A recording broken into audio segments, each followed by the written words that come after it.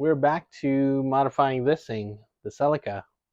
So since this thing passed smog recently, I got 2 years until the next headache. So I'm planning on throwing some headers and a carb, and if we have time, lightened flywheel and a camshaft. Not sure with the brand of this header here. If anyone recognizes this, let me know. The cutting and finish is not the best. There's a lot of burr here. Also has like a slip fit finish here on the back.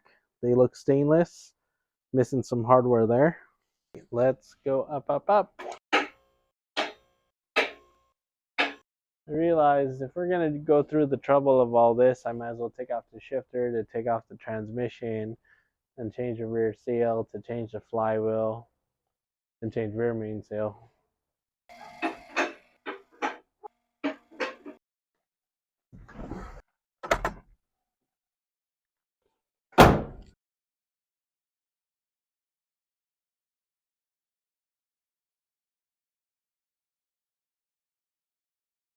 Because so 24 mil, crack this loose. You should probably crack the fill plug first so it can breathe, but the shifter's off. That should be enough to make it breathe. Okay, I mean, that's not that dirty. Okay, as you can see, it's really grimy and nasty down here. And I feel like, or I did feel like this seal was leaking. That's a new speedo cable that has a rubber gasket. Maybe it's all spewing from the shifter. Maybe I should re-silicone that and RTV that. And then one unique thing you notice with the Celica, it has a one-piece drive shaft. Okay, get two 12 mils, index it to where you can just squeeze them together.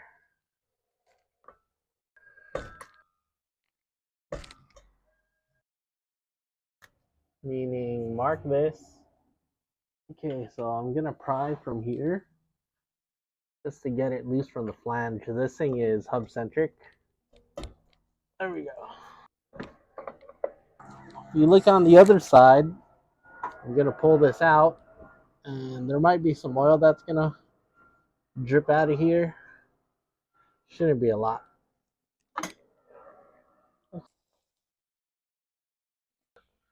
We're gonna switch that to here. While this is dribbling, we'll take off this mid pipe for the exhaust because it's two-piece here. So I'll get this hanger out of the way.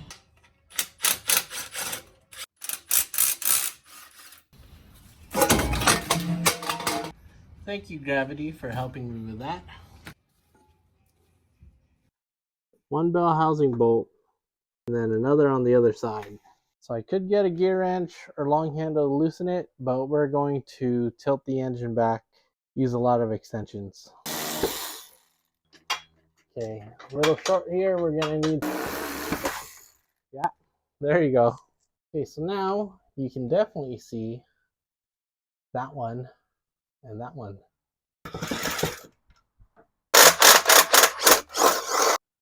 We could do the old rag and glove over the output shaft.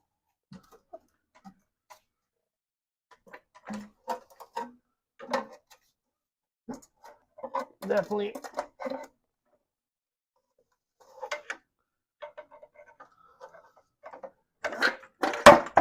Okay, so we can slide this back, and then we can lower this. First order is to clean this up because it's freaking nasty. But yeah, look at this thing. This thing is pretty gross. Really gross.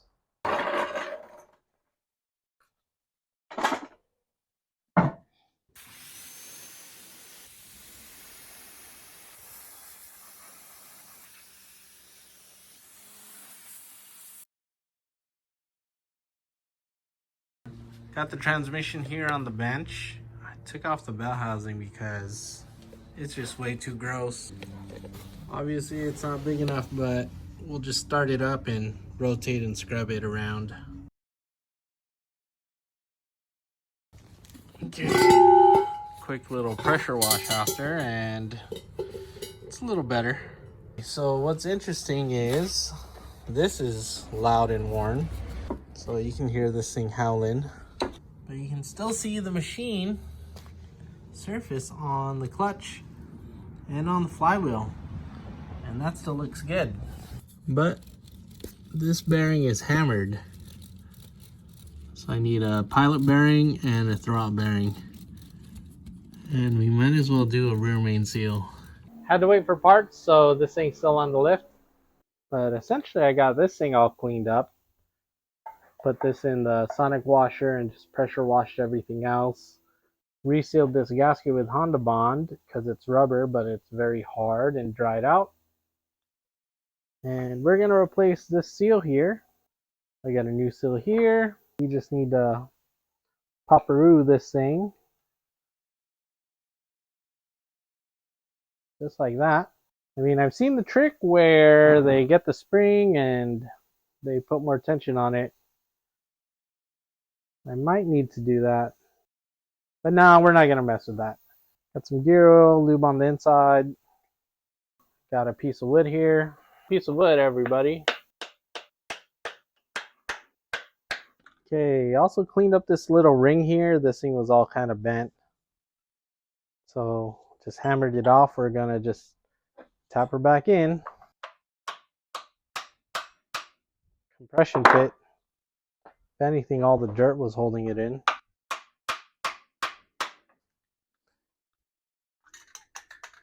Nice and warm. And literally just painting this to prevent it from rusting.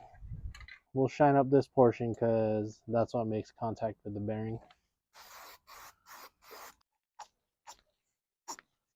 Very loud. I was gonna re-grease it, but I ended up buying another bearing. So we gotta punch this out. Luckily this 27 mil seems to be about the same diameter. Okay, just a little force with this baby hammer.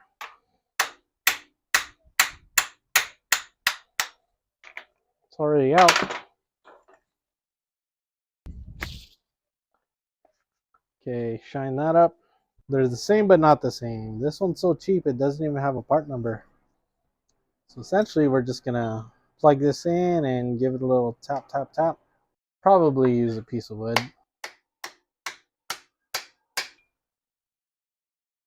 Cool. And I got a rear main seal, so we gotta pop off this cover and take out this bearing. Little by little. Keep working at it. There we go. Listen to this. All right, let's get the new one in place. Piece of wood.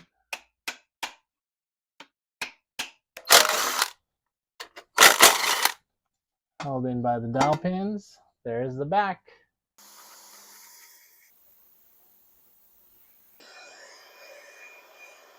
Could have had this off and painted last week, but we're in a hurry now.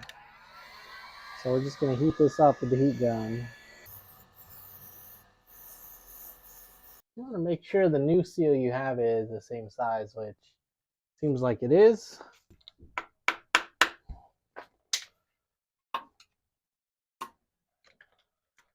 Okay, we nod at it right there because we got impatient. Let's wipe this, clean it, tap in the new one. Looks like it was leaking from here. Hopefully that's the oil from the oil pan. Okay, yeah, if not, we will just reseal the oil pan later on. A little bit of oil.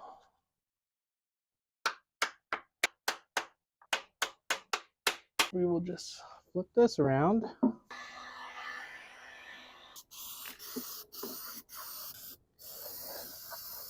This is a clutch fork that has at least 800,000 miles, 900,000 miles on it. Look at those grooves. And essentially this butts up against this. And that's all it does all day. Just gonna get some grease and grease up this shaft.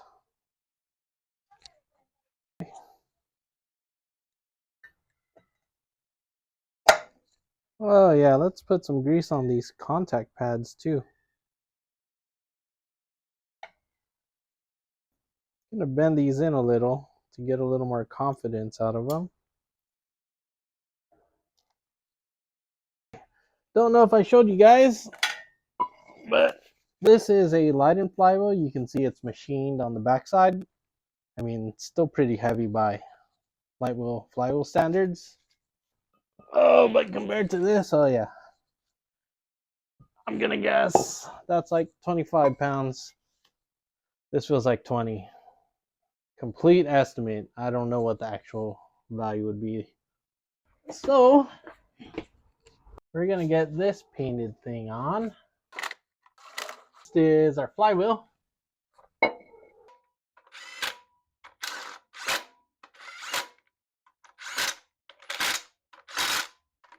We're gonna torque the flywheel to 80 foot-pounds. Now we're gonna clean this. This is actually an async clutch. I don't have an alignment tool. I'm just gonna freeball it. Very important, you put this end towards the pressure plate. Not like that, but like this. Give it a little hammer wherever there is a dowel pin. We're pretty on. Let's show you. Okay, so that's what I'm looking at.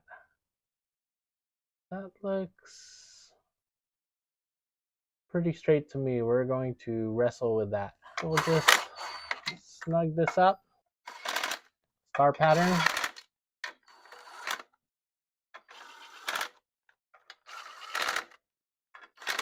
Pressure plate is a CTX062. Looks like we are ready to wrestle with the engine.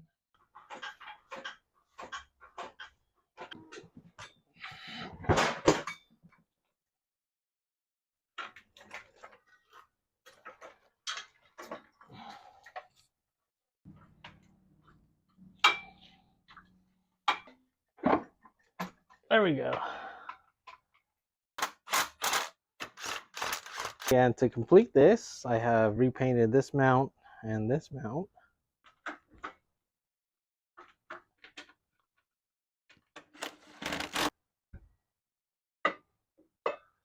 And we'll follow the marks I made to realign the drive shaft.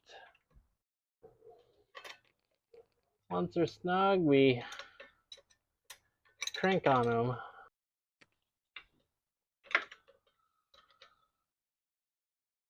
If you take a look, it's super cakey and greasy here. I'll eventually address this in the future. If you do a 180 and turn around, that's pretty dang decent. Okay, while that's warming up, we will go ahead and start installing these headers.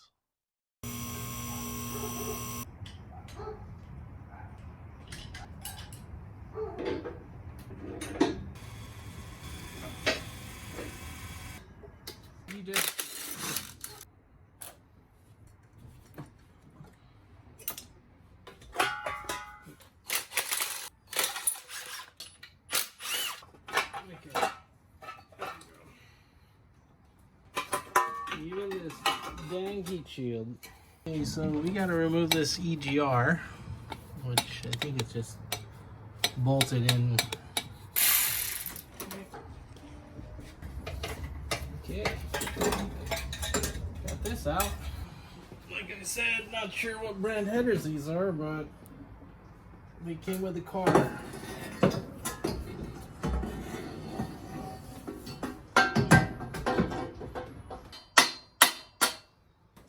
Okay, we'll snug that up.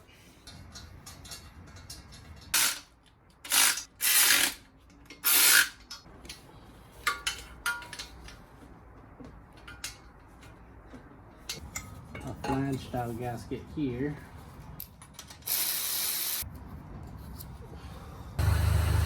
Holy moly, I put the lightened flywheel in and felt it immediately. Okay, this thing is so much more responsive.